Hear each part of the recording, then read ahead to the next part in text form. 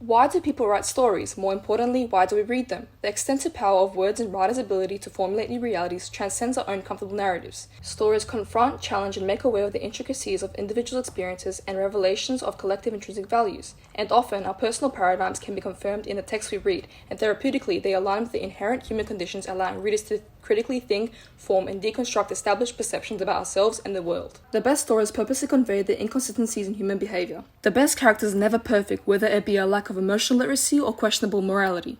Negative experiences and the deficiency of human needs leaves individuals susceptible to their neglectful environments, hindering their development as well-rounded human beings. Orwell's allegorical novel 1984 consistently validates the flaws and truth of our human experiences to reveal how the process of narration makes us self-aware, appreciate human connection, and understand the importance of agency. Orwell's exploration of identity and self-discovery empowers contemporary readers with a deeper appreciation for society's liberties to individuals and the collective. It sounds like our world is some utopia, right? Well, not quite, because Margaret Atwood's Morning in the Burnt House confirms these experiences to a differing extent because of its different perspectives about identity and relationships. Both authors allow us to become more conscious of our connections with people and our surroundings, always encouraging reflection and introspection to our situations and ultimately how these experiences shape our personalities and character. An individual's pessimistic environment is critical in influencing the instinctive struggle of sustaining socialization and valuing meaningful relationships when under duress. Orwell's involvement in the criticism of totalitarian regimes dictates his fascination for the maintaining of that social aspect. At the beginning of the novel, Winston, the anti-hero, exists within a solipsistic state. Still, as the novel progresses, Winston finds himself transforming into a dynamic, well-rounded character with traits and emotions that do not align with the party's expectations. Contrarily, Atwood's character never enters solipsism. The homophone mourning connotes new beginnings, but is the opposite of its homonym mourning, which reflects regret and grief. Mourning/mourning emotively connotes the speaker's longing for the family the speaker knew before the fire. She's altruistic. Now, what does this mean? As readers, we observe the party's ultimate purpose in separating individuals and characterizing them as collectively indistinguishable. Here, Winston's stream of non-consciousness narration selflessly claims external influence does not dictate internal conflict. Orwell suggests that you are under your own control, but we know this isn't true. Winston's initial self-absorbed narrative juxtaposes with the fundamental traits of socialization. This quote alludes to the party being solipsistic. As Winston attempts to connect, he cyclically regresses into the party's grasp by the manipulation of his instinctual fear and eventual discouragement to form relationships. Comparatively, in Atwood's piece, the innate human quality of valuing relationships is demonstrated through the narrator's worried tone and rhetorical question.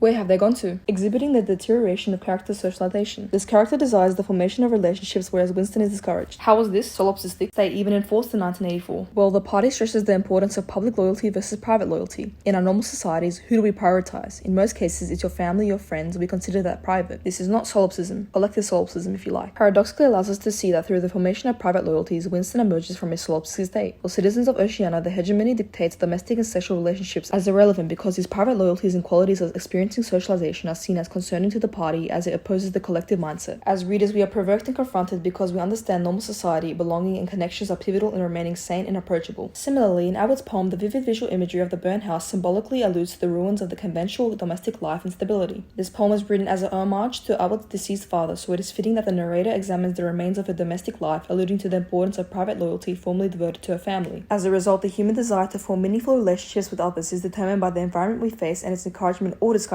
on the individual development. Past experiences and interactions influence individual ability to maintain an individual narrative and reconcile memories that form our identity. Winston's unreliable narration is fragmented. He knows that all he had to do was transfer to paper the interminable, restless monologue that had been running inside his head literally for years. The inner monologue highlights for readers the constant internal struggles to piece together a puzzle about who he is and his memories. It is human nature to want to understand our own stories, from the mundane aspects to the quirks. However, Winston is left internally abandoned. He cannot validate whether his dreams reflect reality due to his inconsistent memory. This quote offers elements of romanticism, as Winston's unconscious narration adopts a romanticized paradigm and vivid imagery, allowing minor reconciliation and discovery of past identity. This is evident through his idealism and his central appreciation of natural beauty, primarily because in this memory, Winston has escaped the panoptic gaze of the party, and the sudden recognition connects succinctly with his memories. Our values and beliefs influence our memories, therefore how we perceive our memories is always subjective as it brings the past back into one's reality. Similarly, Atwood's poem opening effectively highlights the unreliable narration. From the first tercet, Atwood admits denying her reality through the high modality anaphoric, no. For readers, the intimacy from the direct second person, you understand, implies that as readers we understand Atwood's conveying identity as subjective subjective to memories. A mirror that was burned by the fire shows a distorted reflection, parallel to ideas of distorted memory. It becomes her reality when she becomes prisoner to the memory. Orwell and Atwood maintain options which support that memory, accurate or distorted, undoubtedly affects an individual's identity and reality. As readers, we must understand that our experiences form our identity, and if we cannot understand ourselves, how can we empathize with others? Orwell and Atwood insinuate that our identity becomes overwhelmingly dependent on self-awareness, ultimately affecting our potential personalities. The appreciation of agency and freedom are human behaviors that are direct manifestations of the individual consciousness and are often challenged by external influences. Throughout the 2 Minutes Hate, Winston's behavior highlights his expected human instinct of conforming. In 1984, respondents were offered a deeper understanding of the psychologically manipulative schemes that the totalitarian regimes will employ to control human psychology and maintain absolute power. In the opening sequences of the novel, respondents are offered a visual image of the 2 Minutes Hate, where Oceanic Collective vividly portrays an animalistic display of groupthink, where self-regulatory habits kick in and Winston's behavior becomes a reflection of the party's expectations. He has no choice, he must conform or there will be repercussions. As readers, we learn that the 2 Minutes Hate induce an ecstasy of fear and vindictiveness, an oxymoron that suggests Winston and his comrades find relief and solace in their fear, as they are finally able to express their pent-up delirium for the situation. Also, the psychologically repressive social contract of doublethink is paradoxically designed to indoctrinate citizens and strip them of individual freedom. Labyrinth World of Doublethink metaphorically represents the complex nature of doublethink as a construct of the party, as the maze implies disorientation. But also in Marxism such as 2 + 2 = 5 offers a satirical explanation of the harsh realities faced under a totalitarian regime. Individuals are forced to believe what they are told. On the other hand, Atwood's poem offers the symbolism of fire, which makes the speaker feel invisible, non-existent, radiant flesh, where the readers can sympathize with the inevitable situation and the lack of agency available. Unlike 1984, the speaker is entirely in their position with no solution, whereas Winston has the ability to indulge in freedom and conform throughout the novel. The last two stanzas use jarringly vivid imagery to exhibit the narrator scorched by fire. The final words of the poem summarize the speaker's hope, memories, and paradoxical devastation, regret of the loss of their home and family. Hence, Orwell's and Atwood's similar presentations of repression and lack of freedom are showcased in different environments and situations to encompass that different perspectives can have similar outcomes. In this case, characters are slaves to their environment. And we now see how compelling storytelling is.